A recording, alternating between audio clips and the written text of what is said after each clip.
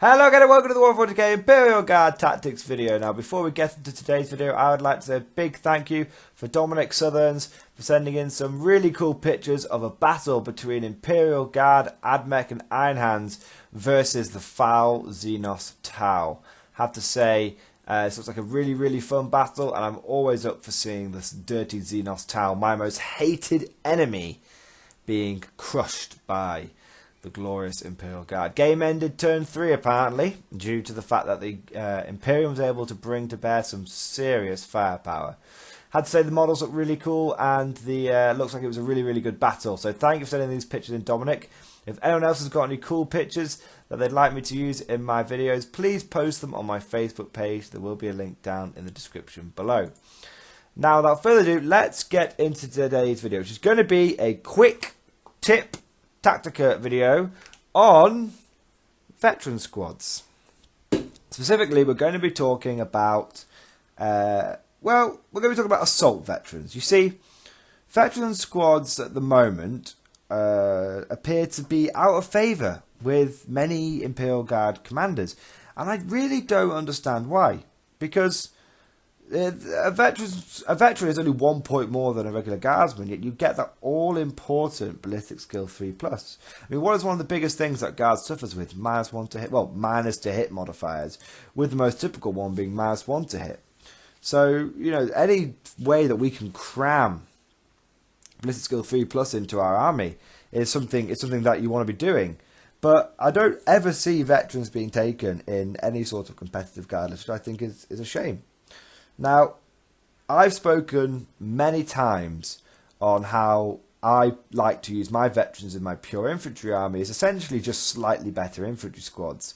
I just give them lots of cheap special weapons like grenade launchers, and then typically follow it with a missile launcher to give that extra little bit of long range punch.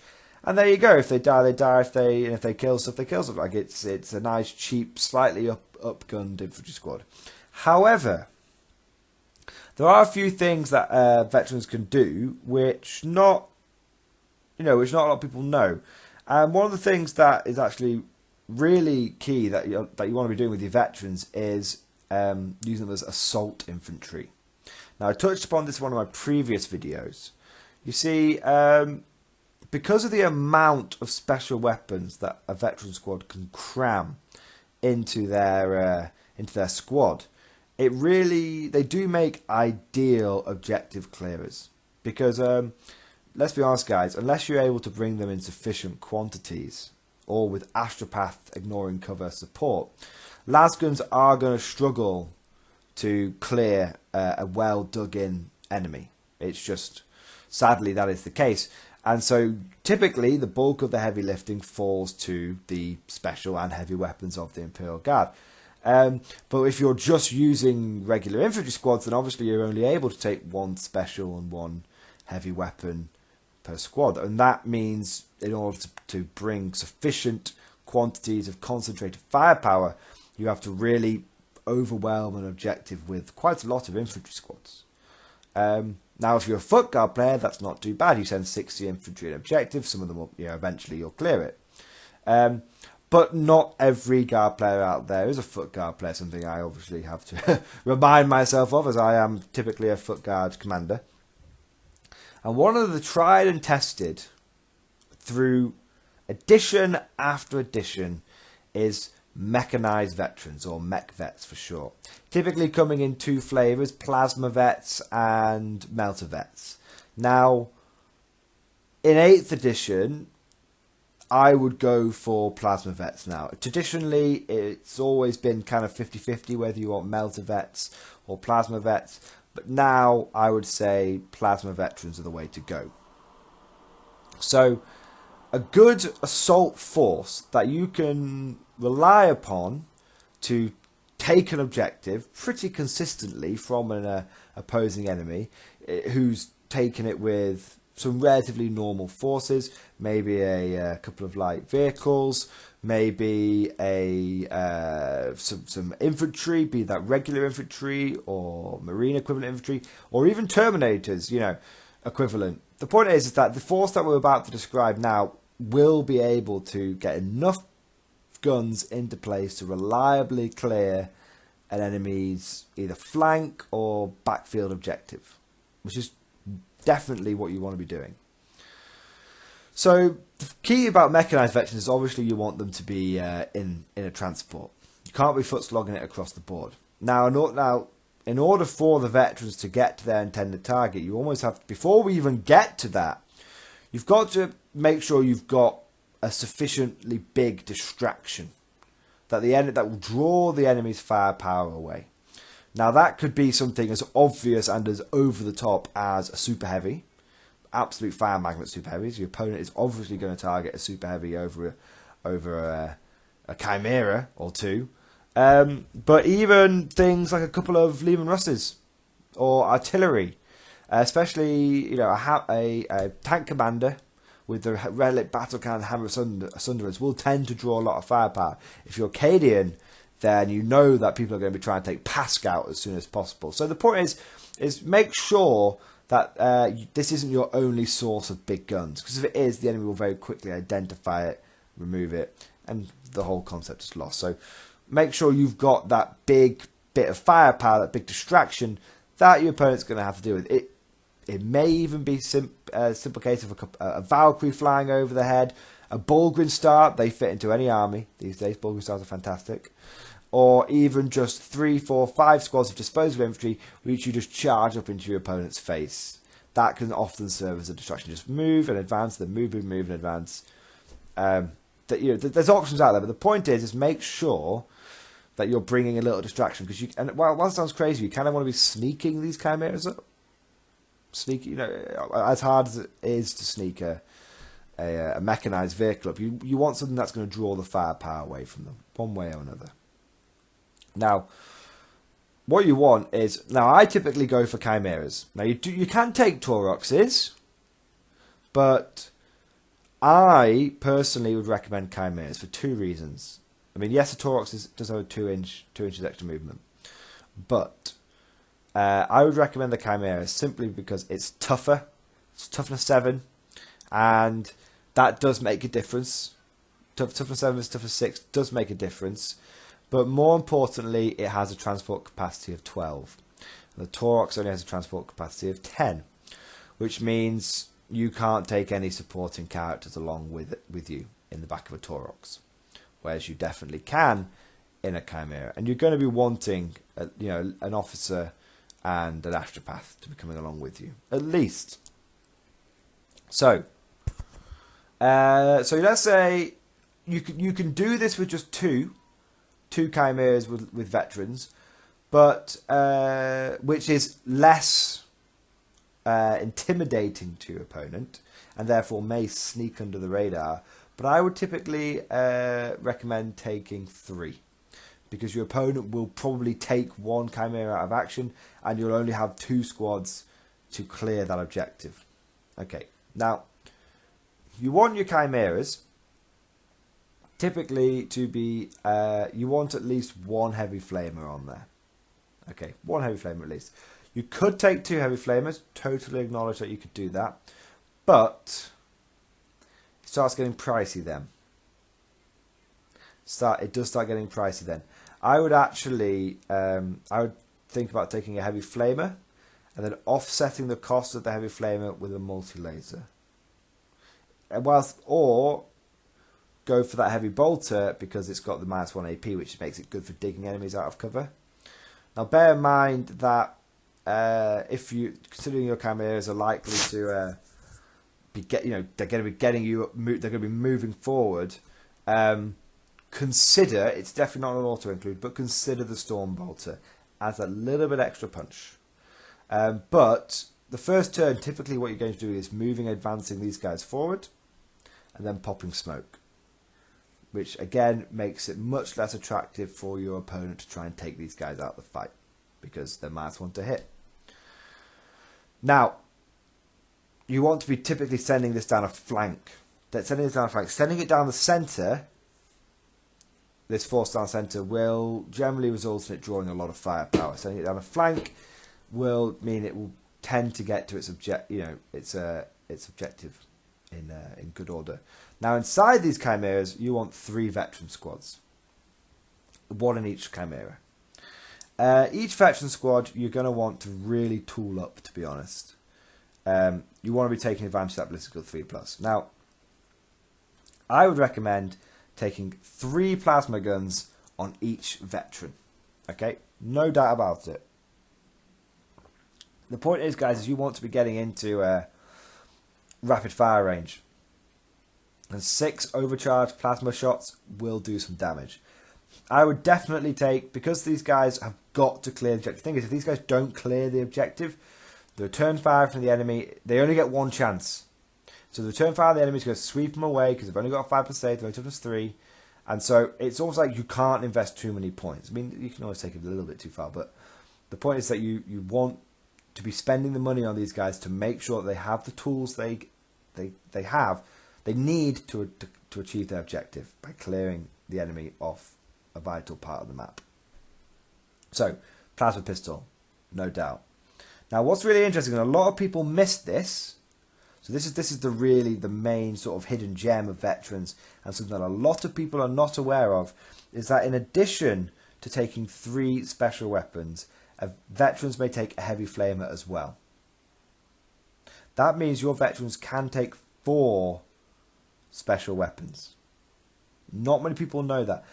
In the past, veterans were able to take 3 special weapons, and one of them was allowed to be a heavy flamer. So you would get typically veteran squads armed with 2 melter guns and a heavy flamer. Now you can take that heavy flamer in addition, which is fantastic. Really, really good. Because think about it, then you're combining that heavy flamer with the Chimera's heavy flamer. You've got 2 heavy flamers. Now, if you were nuts and put 2 heavy flamers on your Chimera, suddenly you're looking at a squad that's got 3 plasma guns and 3 heavy flamers at their disposal to clear an objective. That is a lot of flam. It's a lot of flam. Hands, fetch me the Flammenwerfer ×3. On top of that, you can still, so you've got your plasma pistol and your sergeant. That's like having a special weapon. You've got your 3 plasma guns. That's like having another 3 special weapons, so 4 in total. Then the heavy flamer, you've got 5 special weapons essentially in that squad. Plasma pistol, 3 plasma guns, and a heavy flamer. In addition to that, you can then take a heavy weapon. Now obviously, if you move with that heavy weapon, for example, disembarking from your Chimera, it will be -1 to hit. But because you're veterans, you're still hitting on a 4+. Your odds are still pretty good. Now, bear in mind that you will be moving, and therefore will be suffering the -1 to hit. I would tend to recommend going for a weapon that has a high rate of fire. And considering you've already spent quite a few points on this unit, I would go for a heavy bolter. Good chance, you've got 1.5. If you're lucky, 2 of your heavy bolter shots will hit. If you're unlucky, 1 of them will hit. Still getting a heavy bolter shot. Now, the thing, and also what's quite important to remember is, think about all the weapons you've taken out of this squad. All the lasguns you've taken out of this squad, sorry. You've actually only got 5 lasguns in this squad.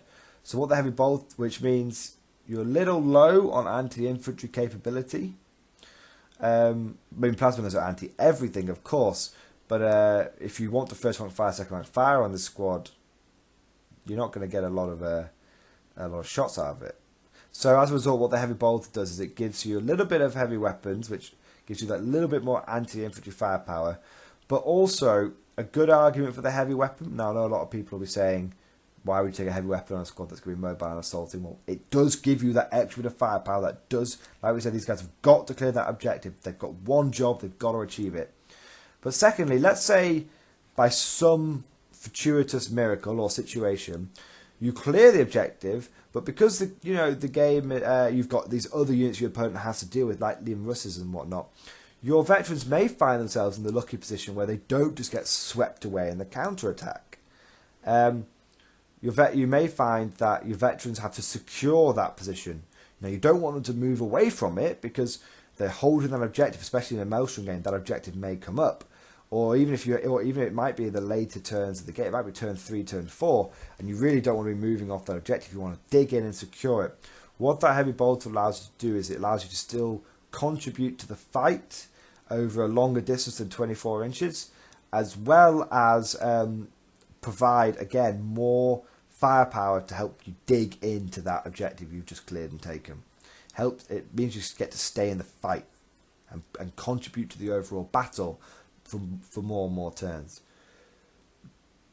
But it keeps the cost down, because bear in mind, you've already invested heavily in this veteran squad. I mean, you've spent 33 points on plasma guns, plus 14 points on the heavy flamer. So we're looking at 57 points there, plus the plasma pistol. So you're looking at 62 points, plus the heavy bolts. You're looking at 70 points, plus the base cost of the squad is 50. You're looking at 120 points.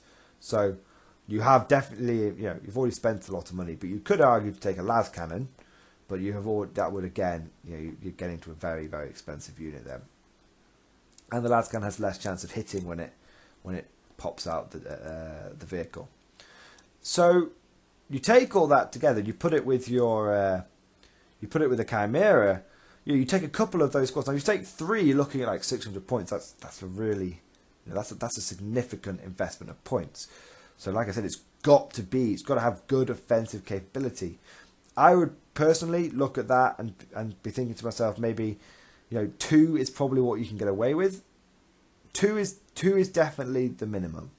2 is definitely the minimum. If you're finding this is going to be part of your main offensive push, I would spring for 3. Putting this into context as well, guys, I know a lot of you are saying 600 points on this. That is a hefty investment. Yes, it is. I totally accept that. It is a hefty investment. But it brings a lot of firepower in a very concentrated package and allows the guard to do force concentration, which as a horde army can typically be very, very difficult. Secondly, you can offset that cost significantly by bulking out your ranks with regular infantry squads with no upgrades. Because you're taking your heavier firepower in this assault force, and you're taking heavy firepower in your tanks. Your regular infantry can just be kept nice and cheap. Likewise, your Lehman Rusted, they can be kept nice and cheap, because the main thing that they'll be bringing to the table is battle cannons. You won't need to be shelling out for things like heavy bolters and whatnot, because you'll already have that aspect of your firepower covered by the veterans typically.